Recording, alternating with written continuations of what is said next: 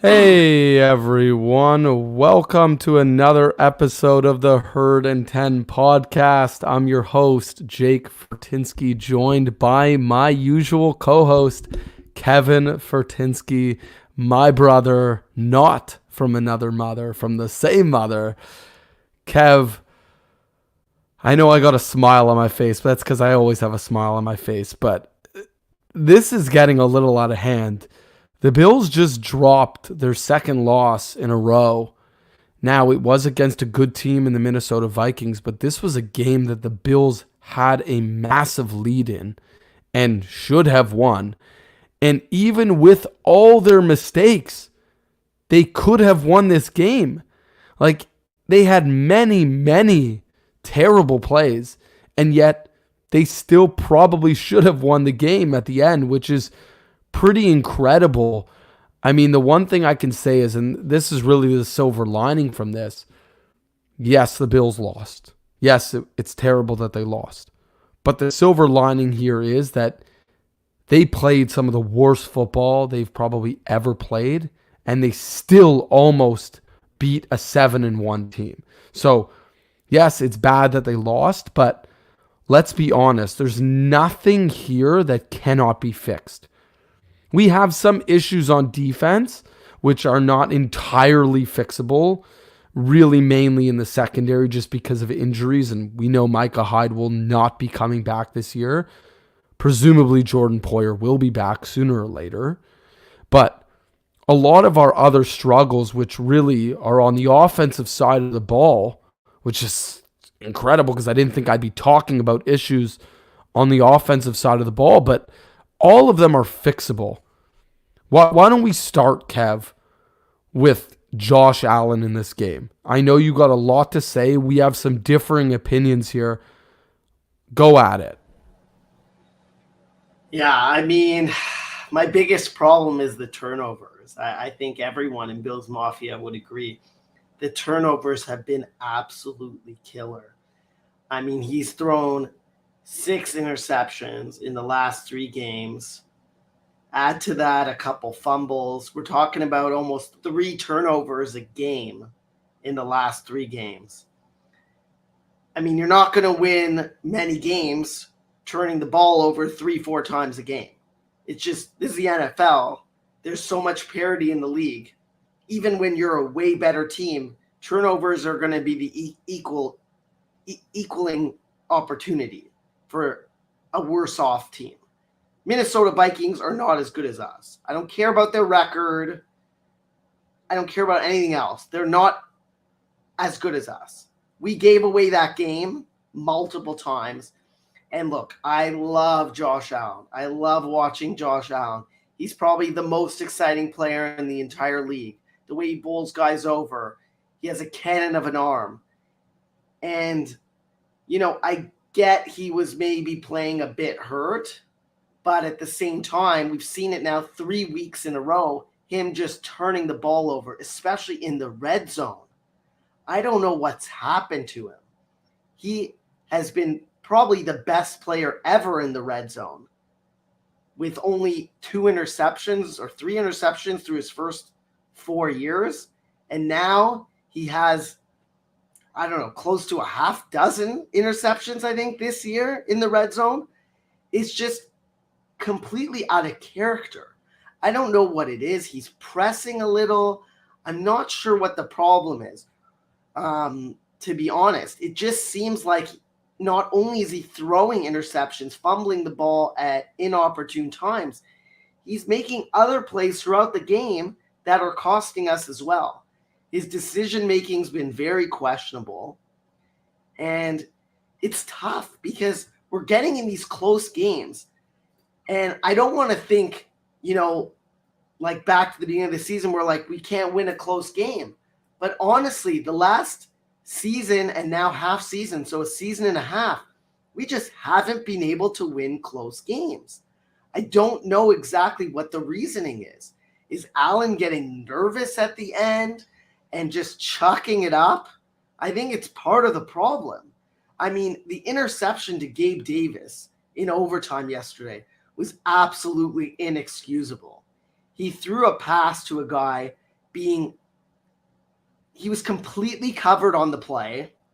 The throw was way off, behind him and low when it needed to be in front of him and high. And the pass at that moment was just a terrible decision. The decision to throw that ball was horrendous. The announcers mentioned it afterwards, but it was clear, Singletary was open in the flat. He had an opportunity to probably gain 5-6 yards, maybe even break a tackle and get the first down. It would have been at worst 3rd and 5, at best first and goal. And what does he do? He chucks up a pass to Gabe Davis, who is closely covered, and the ball is nowhere near its target. And it's just, we've seen it too many times in the last 3 games. I don't know what's going on with him. I think, honestly, it looks like he's getting nervous at the end of games, because we have now lost, I think it's 9 or 10 of our last, we've won 2 of our last 10 or 12 opportunities in 1-score games. I mean, to me, that is, Allen's not finishing games. I love the guy. He's an awesome quarterback. He's my favorite player on this team. He's my favorite player I've ever watched in a Bills uniform. But he has to be better. He has to win games when it matters. And he didn't do that. He hasn't been doing that this year, and he wasn't doing it last year. I'll excuse him for the Kansas City. That was not his fault at all. But many games last year, it was the same sort of pattern of we're up, we lose the lead, and then we're not able to finish the game at the end. And that's been happening again and again. We've seen it now 3 times this season. We saw it probably a half a dozen times at least last season. And it's just not good enough. We're not winning close games. I love Allen. He's got to find a way to pull us through in these close games. Period. End of story. So before I go on my rant here about Josh Allen and my thoughts on his play, and some of it's going to be consistent with yours, some of it's going to be a little different. The first thing I need to do is bring up someone who, you're not going to like it, but I got to bring him up, Tom Brady. We can say whatever we want about Tom, whether he can play, he can't play anymore. You talk about you want Josh Allen to win games, you want him to come up big in the end. Well, there's no one better than Tom Brady. And he's still doing it now at 45 years old. 2 weeks ago, he played like garbage against the Rams, but guess what? 40 seconds left on the clock. He drove the ball down, left 9 seconds on the clock. There was time left on the clock, and he got them the win. And that's what you want from Josh Allen. Brady did it again in Germany. The point here is there are quarterbacks that can do it. I think Josh Allen can. I think he's shown that he can, but he has struggled at times in his career. And this 3-game stint right now is definitely a mental thing and not a physical thing, right? We know his elbow was hurt, but come on. The guy threw for well over 300 yards. There was nothing wrong with his arm. There is nothing wrong with him physically. He can run the ball. He can throw the ball. He can do all the things he needs to do physically. It comes down to what you're talking about. There is a mental thing going on here, and it's not good. We need to reset. Josh Allen needs to reset. The coaching staff need to reset. And all the players around Josh need to reset and then regroup and help him grow from there. We've talked about this earlier in the season, that there's been some receiving core issues that are actually hurting Josh more than they have in the last 2 seasons. Last season, Gabriel Davis was excellent. This season, huge regression. He had a good game actually this past game, and we'll talk a little bit about that later, but for the most part, Gabriel Davis has been significantly worse than he was last year. He's not getting the same separation. He's dropping balls. And same goes for Dawson Knox. Same kind of thing. Again, I thought he had a good game this past week, but if we look across the board of the first half of this season, he's had the same issues as Davis. He's had issues in separation and getting open, and he's had issues holding on to the ball. and making big plays when we need it. So the point is it's sort of a compounding thing here where, yes, Josh might be losing it mentally a little bit in these big moments, but a lot of that doesn't actually fall on him. I think it falls on the people around him. I think it falls on the coaching staff. I think some of the play calls have been very questionable. I think Ken Dorsey has not been great. I think he's been a subpar to mediocre offensive coordinator so far. And I think Josh Allen, because he's that talented, has actually masked those issues. And I think now that we're seeing Josh maybe not playing quite at the same level, those issues are coming out. So I think that really it's actually more of a coaching issue. And I think it's a player personnel around Josh that are the main issues. And talking about player personnel, let's not forget about the run game that continues to have problems. We can't run the ball consistently. Oh, wait, sorry, we can. Josh Allen can run the ball consistently. I'm sorry, it's not a run game. And this comes back again to the mental issues for Josh. I think it's too much pressure on him. Look, he's being paid a ton of money. He's a great player. He's an MVP caliber quarterback. He's probably still the best, if not one of the top 2 quarterbacks in the NFL. Even now, after these 3 games, he's still one of the best. But you're asking too much. You're asking him to run. You're asking him to throw pretty much on every play. And if he's not throwing on those plays, he's being asked to run. You're asking him to make big plays. You're putting him in situations where he feels like he has to do something big. And it comes down to, finally, I'll get to it, which is the final play of the game. His interception.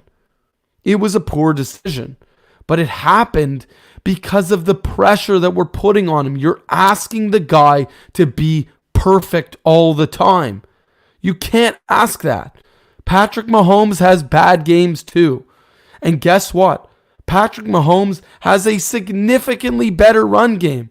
And they've always made efforts to give him a run game and actually stick with the run game. What do the Buffalo Bills do after the first half, after they actually had some success in the run game? What did they do? They abandoned it. We've talked about this a lot. I think Josh Allen's great. I think if we need him to throw 50 times, he definitely can. But to ask him to do it every single game, it's too much. You're asking too much of him. I mean, look at the final drive. He's running like a chicken with his head cut off because we're asking him to do everything. We're saying, Singletary, don't worry about it. You didn't run so well for 3 plays in a row, so now we're not going to ask you to do anything anymore. Forget about you. Josh will take care of it. Oh, Dawson, you can't get open? Davis, you can't get open? No problem. Josh will just throw to Diggs every single play. And if he can't find Diggs, well, don't worry about it. Josh won't even be asked to dump it off. He won't even be asked to throw it away. He's going to have to run for 25 yards down the field and take a hit in the head. And yes, part of it is Josh's personality and the way he plays, but part of it is also a coaching error. I think the coaching staff is not taking matters into their own hands. I think that's the best way to put it. I think it's time that Sean McDermott and the coaching staff sit down with Josh and say, Josh, we realize we've asked too much of you. We think you're an amazing player. We know you're going to lead this team to great things. But when it's second down, you don't need to throw 30 yards down the field for a perfect touchdown. You don't have to make the perfect play. If you don't see it, throw it away. If you don't see someone open, you don't have to run for 25 yards and take a hit in the head. It's okay. Throw the ball away. Slide. Live to play another down. Watch some Tom Brady tape. You're going to hate that I say it, but the truth is the guy knows how to just throw it away and move on. Wouldn't it be better if Josh doesn't throw that pick and we end up kicking a 50-yard field goal, or we punt it and live in it? Well, I guess we couldn't have punted it in that case, but you get the point. The point is You live to play another down. It doesn't have to be perfect. You don't have to make the perfect play. And I think Josh Allen's an amazing player. I think he's had a really bad stint. But honestly, I don't think it's him. I think the team around him is a problem right now. I think the receivers have not been good enough. I think the run game is a disaster. And I think the coaching staff refuses to keep at it with the run game. They're abandoning it way too early. And I think the coaching staff, particularly Dorsey, is not finding the plays to get receivers open. I mean, it just seems odd to me that Davis and Knox were open 24/7 last season, and all of a sudden, these guys are like never open. And when they are, fine. They've had some bad drops, and that's obviously player personnel. That's not coaching. But I don't think they're open that often.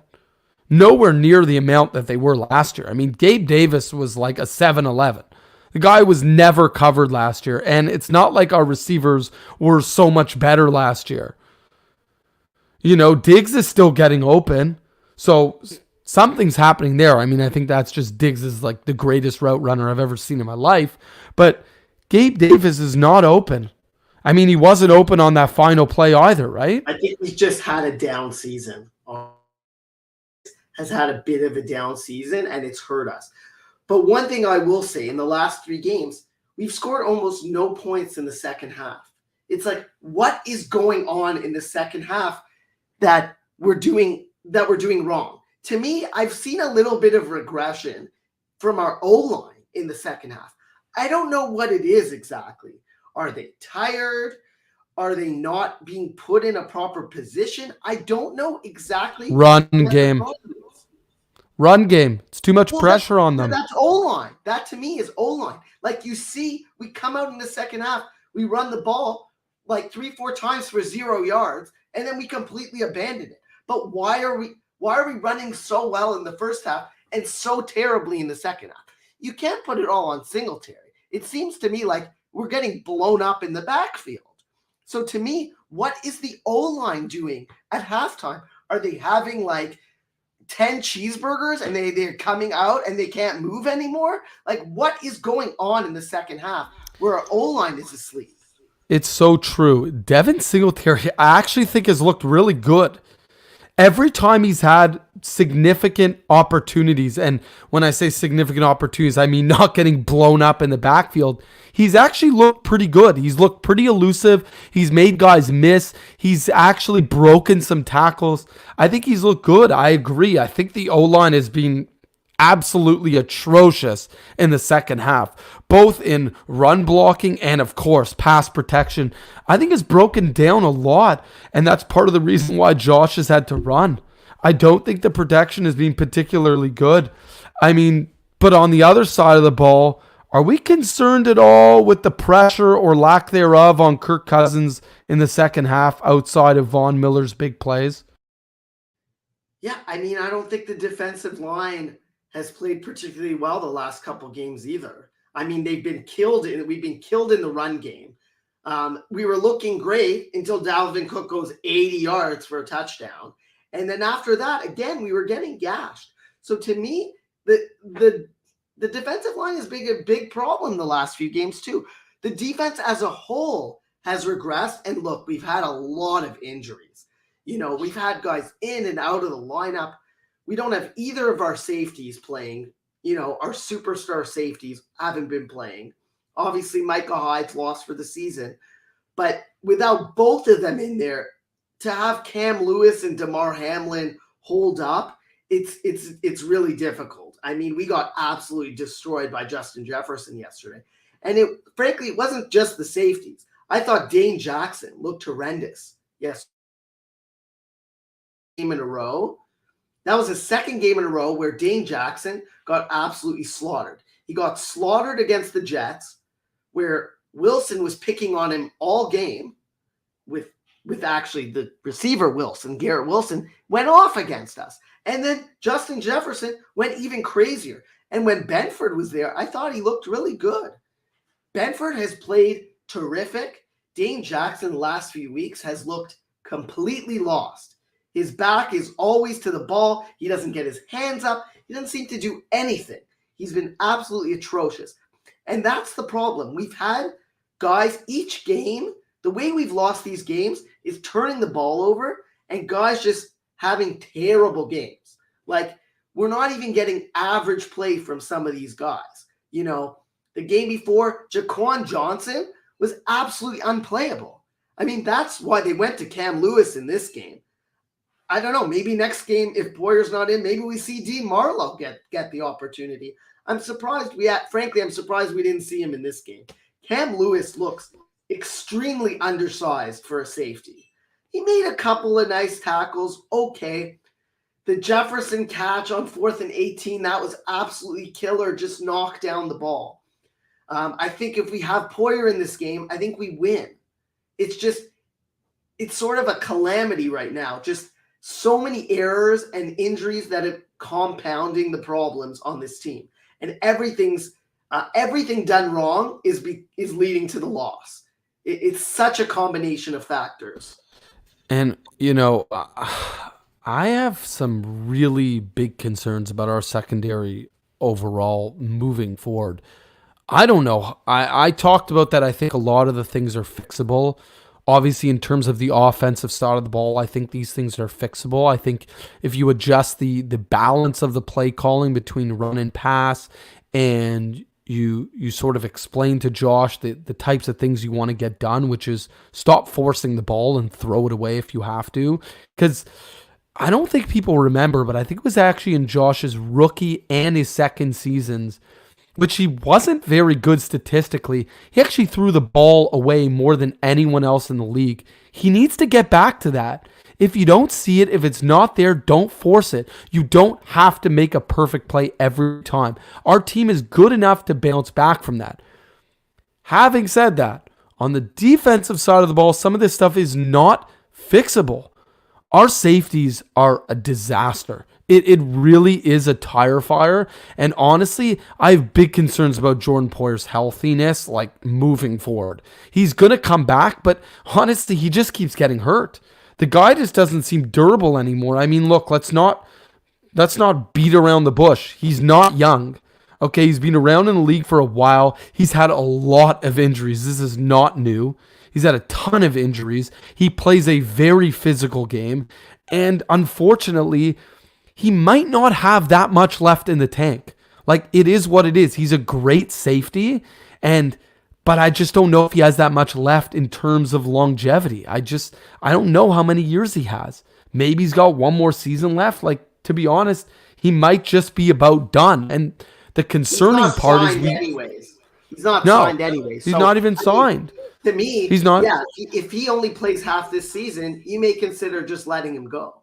But the scary part to me is you don't have anyone. You haven't built anyone up. I mean, you drafted Hamlin.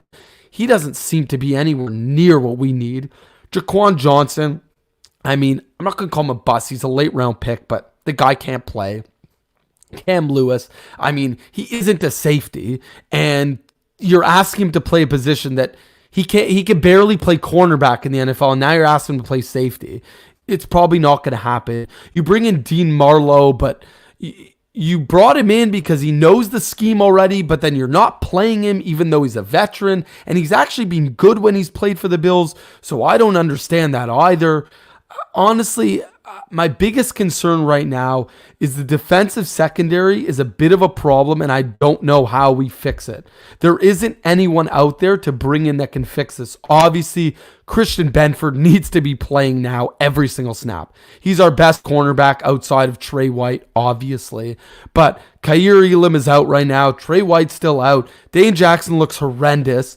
I mean, when I look at this game, I just see, why isn't Benford following Jefferson the whole game? He should be shadowing their best receiver. Moving forward, that's how it needs to be. While Trey White is out, Benford needs to be following and shadowing the best receiver and hope to God that Dane Jackson can cover whatever else is left. Because Dane Jackson, to me, doesn't look like he can play at all. Like, again, this is 2 weeks in a row that he was just pathetic. He didn't look like an NFL cornerback, and it's crazy because he looked pretty good in the very few moments we saw last season, but this year, he's a mess. And maybe it's just, again, like it's one of those things he's being asked to do more than he is really capable of.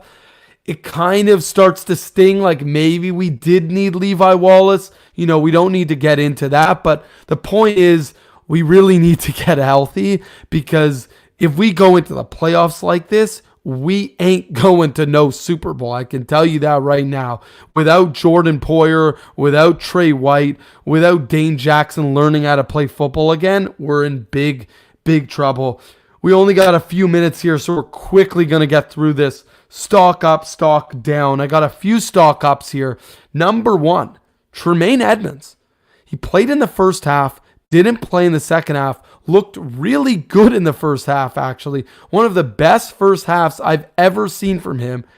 He leaves, doesn't play in the second half, and our defense kind of falls apart. So I can't believe I'm saying this, but Tremaine Edmonds actually might be a decent linebacker. Again, I'm not going to say he's great, but clearly something works. Our defense looked really good when he was running it, and our defense looked really bad when he wasn't there.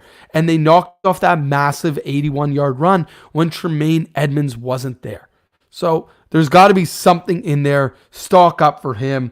The next two stock ups are actually funny because I just talked shit about them, but the truth is they both had good games. Dawson Knox, I thought, had a really good game. He blocked really well, which he has been doing all season. That doesn't mean he deserves 11 or 12 million a year, but he's been blocking exceptionally well. He did make some big catches and got some big yards after the catch. I thought he looked really good. This was probably his best game of the year, even though he didn't have like a crazy touchdown catch. I thought he actually had a really good game. And same with Gabe Davis. I know technically it wasn't really actually a catch. Thankfully, it was called a catch on the field. They never reviewed it. But Gabe Davis actually looked better to me. He had a nice touchdown catch. He had some nice plays. He came up big when we needed him. He had the toe tap. I thought he looked really good. I thought he looked about as good as he's looked again pretty much all season. So I'm pleased with that.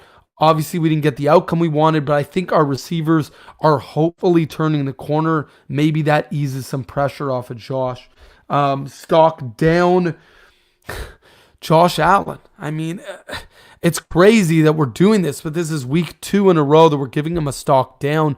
He's still a great player. Like, let's not get ahead of ourselves here, but it's a stock down. He had some terrible plays. He had a good game, actually, for the most part. But when it counted, he made a big error. And if you want the big bucks, you got to make the big plays at the end. You cannot throw that pick at the end. Even though Patrick Mahomes did it against the Bills and we don't talk about that, Josh Allen can't make that mistake. It just cannot happen. And I don't think it will happen again. I think he will learn from it. And then Dane Jackson, as we talked about, absolutely atrocious. The guy, honestly, at this point, he's starting to play himself off the roster. Like, I don't even know if he's startable at this point. I mean, he's starting just because there's no one else. But honestly, if Kier Elam was healthy next week and White isn't, I would go Benford Elam and just like forget about Jackson. I think I would just bench him because he's looked awful. Although we are playing the Cleveland Browns. But anyways, now moving on. Keys to the game. Kev, hit those.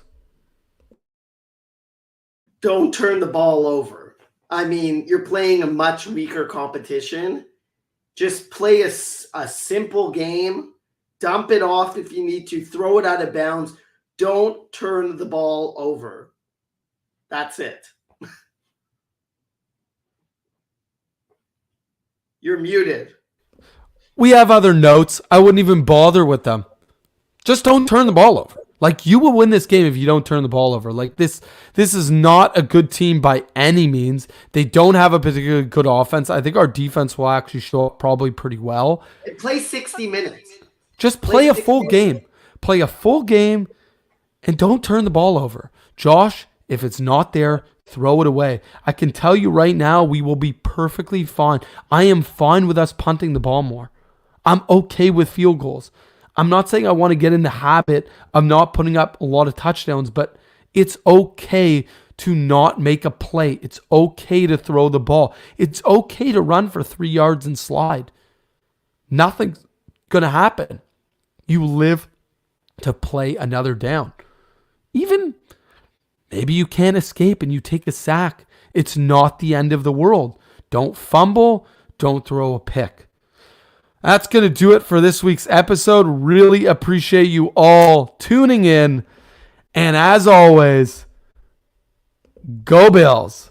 Go Bills.